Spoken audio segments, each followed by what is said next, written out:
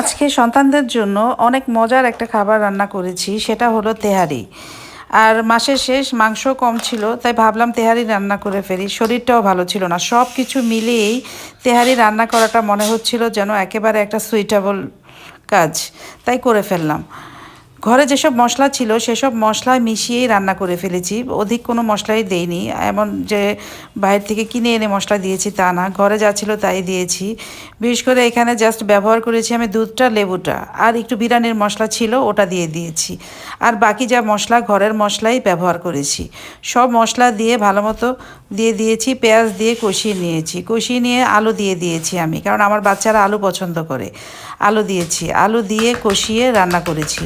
যখন ঝোলটা মাখা মাখা হয়ে গেছে তখন চুলাটা ডিম আঁচে দিয়ে আমি পোলাওটা রান্না করেছি। পোলাওটার মধ্যে আমি সরিষার তেল ইউজ করেছি। সরিষার তেল দিয়ে আদা রসুন দিয়ে লবণ দিয়ে ভালো মতো কড়া করে ভেজে নিয়েছি।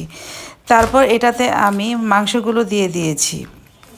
মাংসগুলো দিয়ে আবার একটু নাড়াচাড়া করে কষিয়ে নিয়ে তারপর আমি এখানে গরম পানি দিয়ে দিয়েছি। গরম পানিটা আমি পরিমাণ মতো দিয়েছি, আমার যতটুকু লেগেছে।